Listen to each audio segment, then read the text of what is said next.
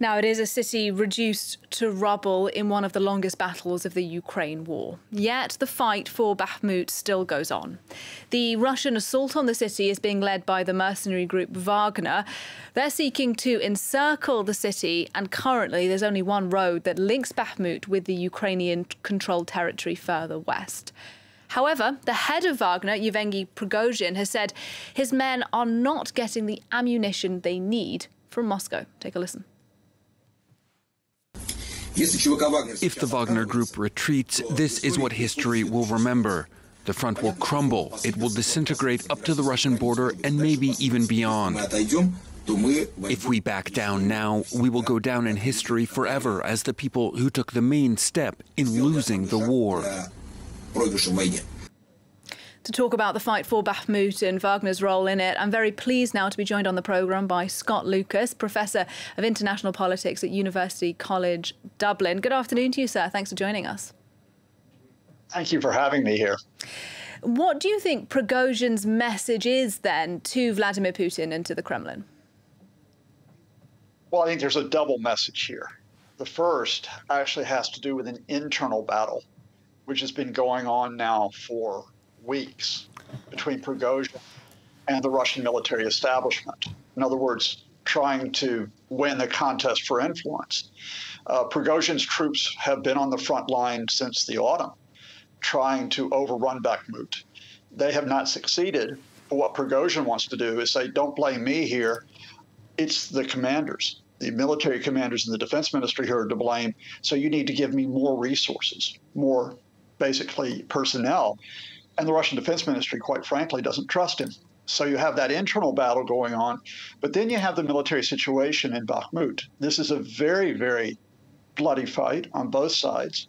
There are mass casualties because of the way the Russians are effectively attacking, almost like a zombie movie, the way the Ukrainian defenders put it. But after 10 months of assaulting Bakhmut, going back to last May, they still haven't taken it.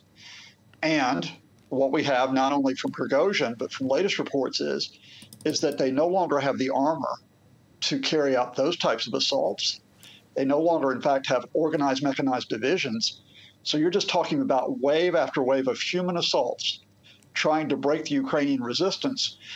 And while it's inflicting a lot of casualties on both sides, so far the Ukrainians are not withdrawing from Bakhmut.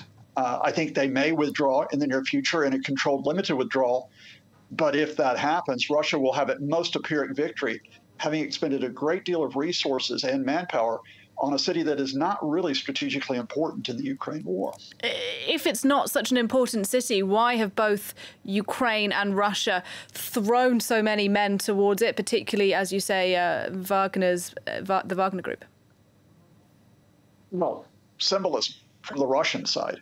The Russians have not had a victory, significant victory, since last July, when they took almost all of Luhansk province in the east. They suffered badly in a counteroffensive when Ukraine took territory in the east and the south. They really wanted a victory by the first anniversary of the war, and Bakhmut was to be that victory, but it didn't happen.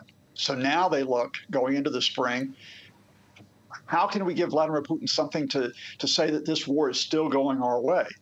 So they keep pouring in the personnel. From the Ukrainian side, even if you lose, you win.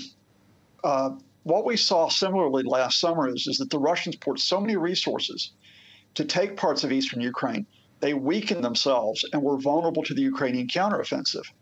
I think the calculation here is if the Russians continue to spend a lot of manpower, a lot of their limited resources, including declining shares of armor on this type of battle, they'll be vulnerable when Ukraine, bolstered by supplies of tanks and other weapons from international partners, go on the counteroffensive later this spring and this summer. Scott Lucas talking to us there from University College Dublin. Thank you very much indeed, sir, for your analysis and your time.